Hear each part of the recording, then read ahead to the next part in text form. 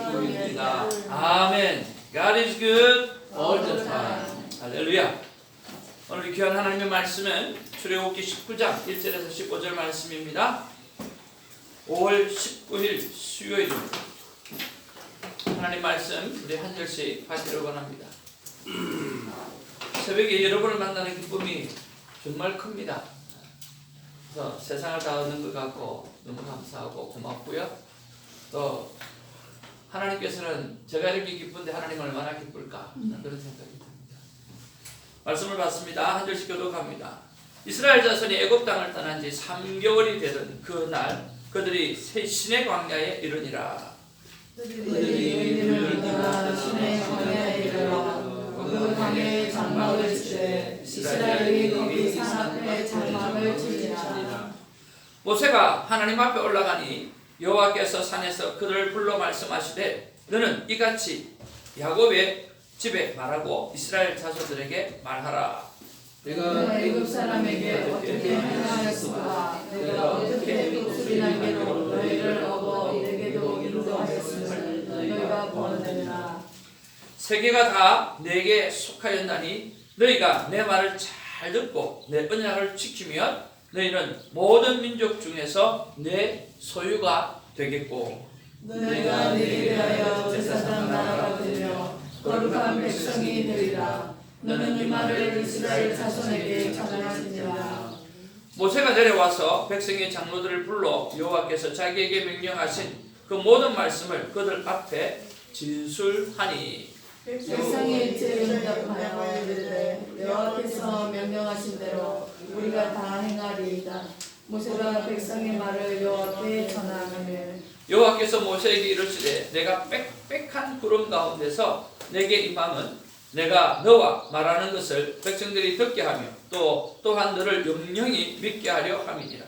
모세가 백성의 말을 여호와께 아뢰었으므로 여호와께서 모세에게 이르시되 너는 백성에게로 가서 오늘과 내일 그들을 성결하게 하며 그들에게 옷을 빨게 하고 준비하게 하여 셋째 날을 기다리게 하라. 이는 셋째 날에 나 여호와가 온 백성의 목전에서 시내산에 강림하실 것임이니라.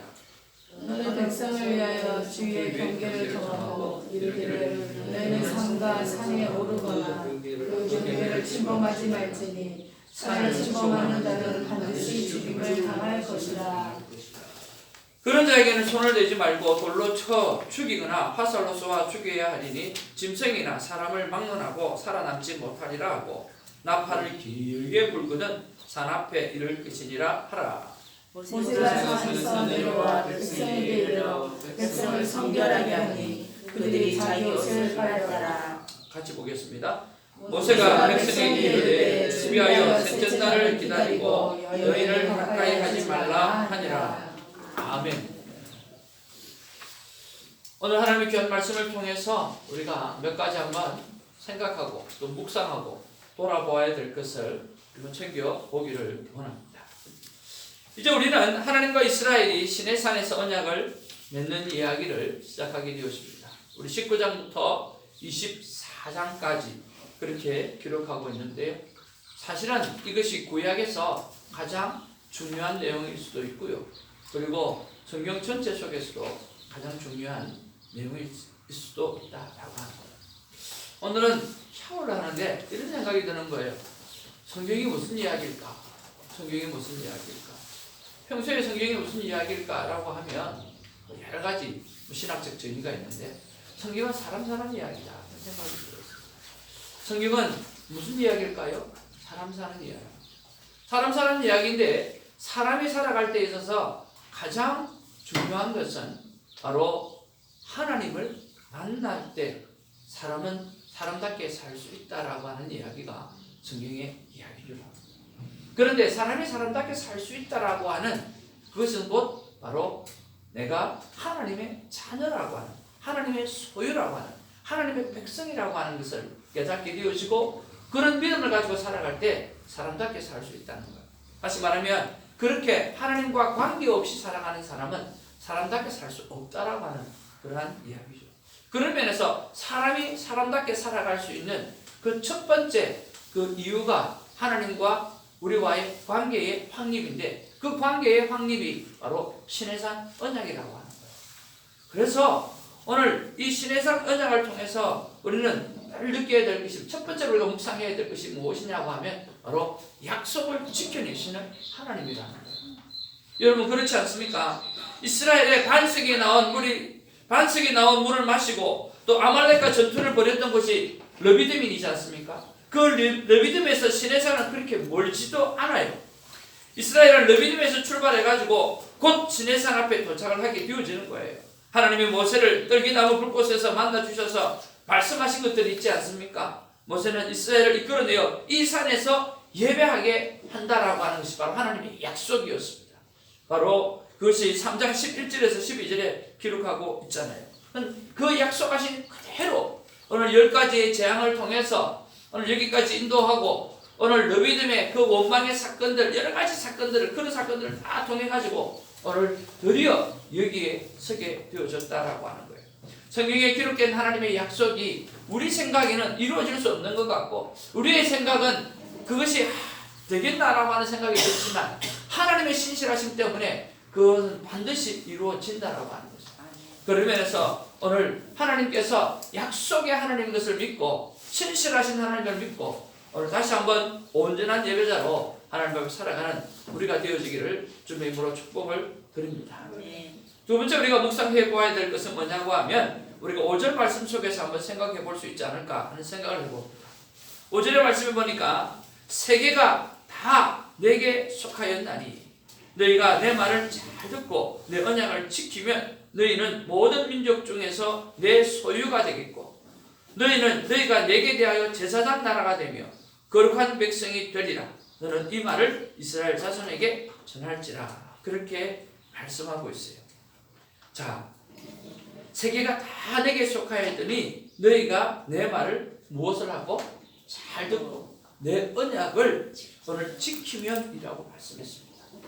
그러면 여기서 말씀하시는 이 말씀을 볼 때 그러면 우리는 세 가지 축복을 받는데 너희는 모든 민족 중에 내 소유가 되겠고 너희가 내게 대하여 제사장 나라가 되며 거룩한 백성이 되리라. 그렇게 세 가지 하나님의 자녀됨, 하나님의 소유됨 그것을 말씀해 주고 있고 온 세상 속에서 제사장 나라가 되게 하겠다고 약속해 주셨어요. 우리가 묵상해야 될 것이 무엇입니까? 그러면 하나님께서 그렇게 말씀하셨다고 하면 나에게 주셨던 하나님의 말씀은 무엇인가? 다시 한번 생각해 봐야 되겠죠. 나에게 주셨던 하나님의 언약은 무엇인가? 라고 하는 거죠. 오늘 이스라엘 백성을 향해서 너희가 내 말을 지키며 내 언약을 지켰으면 라고 이야기했다고 하면 오늘 나에게도 하나님 말씀하시는 거예요. 내가 너에게 했던 말이 있지 않냐? 내가 너와 약속했던 거 있지 않냐? 그거 어떻게 되고 있냐? 그거 잘 지키고 있냐? 잘 지키지 못하고 있냐? 라고 하는 것이 오늘의 말씀이 내 말씀이 되어야 되는 거죠. 바로 그때의 말씀, 독일말로 지침내변이라고 하는 건데 바로 그때 그 상황이 오늘 나에게로 가지고 와서 그대로 적용할 수 있어야 된다는 거예요. 그런 면에서 오늘 내게 주셨던 하나님의 말씀은 무엇인가? 오늘 내게 주셨던 하나님의 언약은 무엇인가? 그것을 한번 살펴보기를 원합니다. 세상에서 가장 슬픈 사람은요. 세상에서 가장 슬픈 사람은 목적 없이 살아가는 사람이 세상에서 가장 슬픈 사람이에요. 그렇지 않습니까?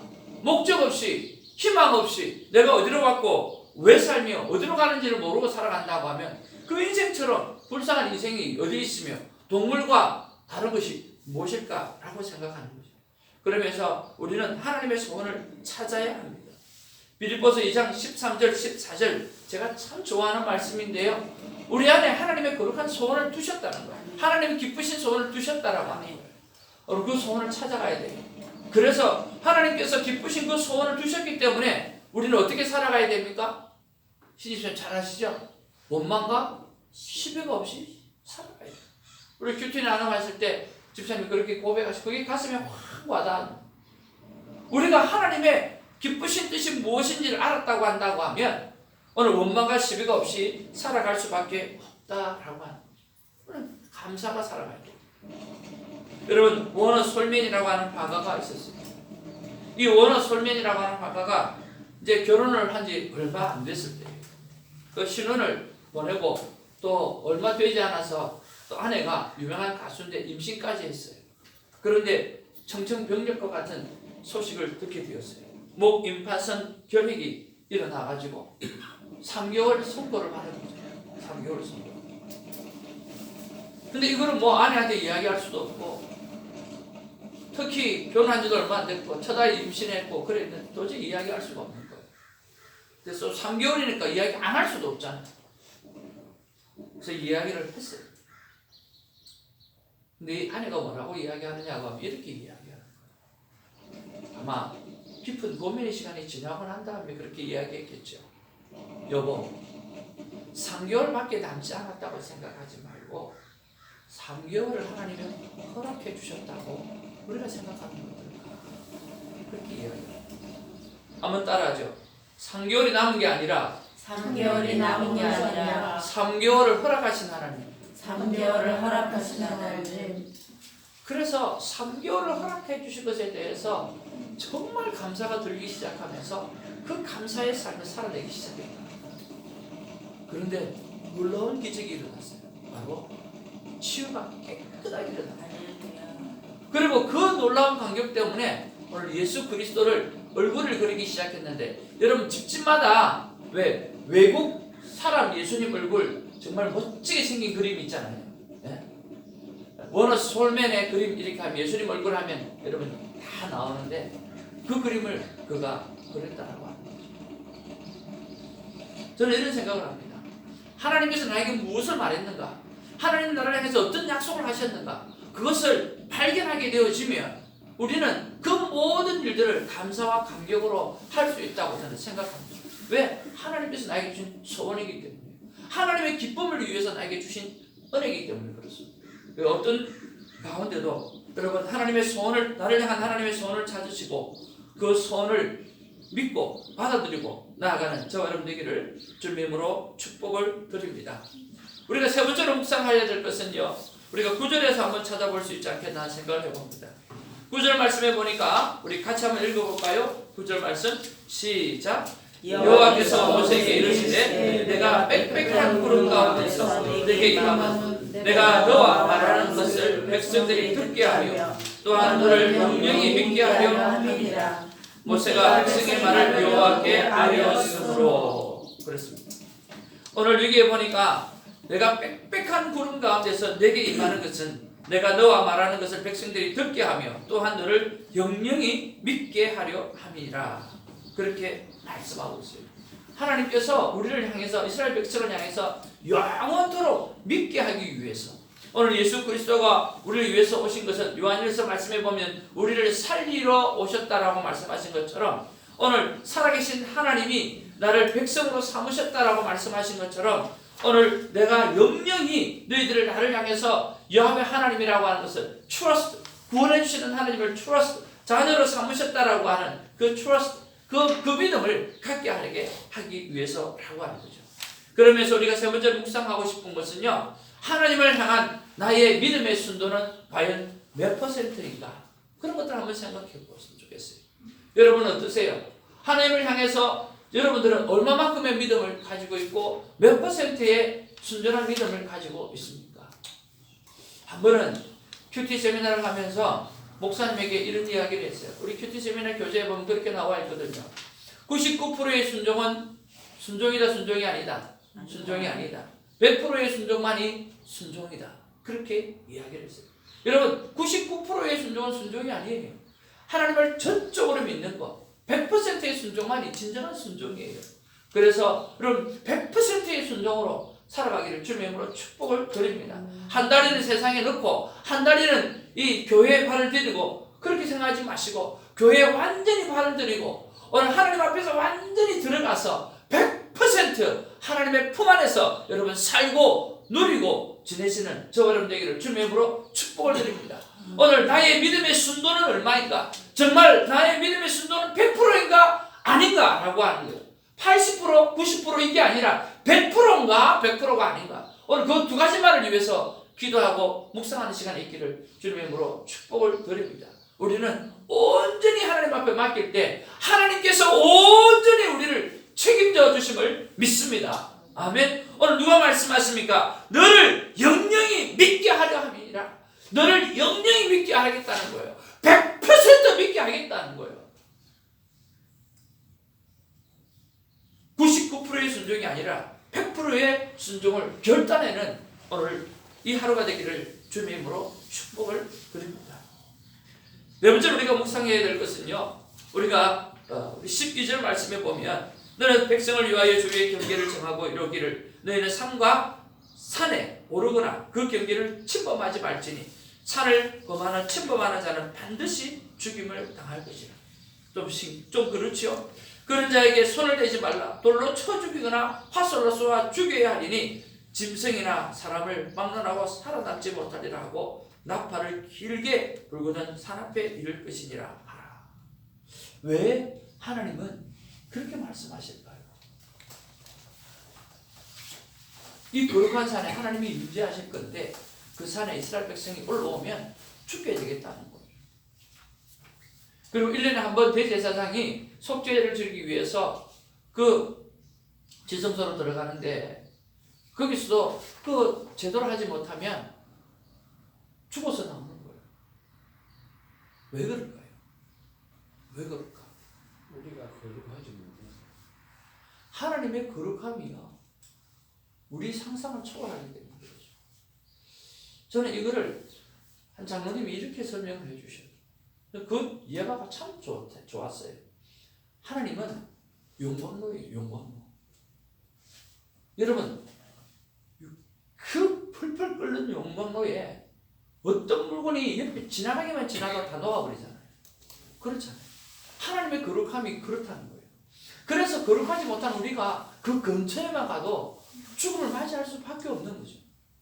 하나님의 그 거룩성 앞에 우리는 갈 수가 없는 거예요. 우리 죄인은. 그만큼 하나님이 거룩하다는 거예요.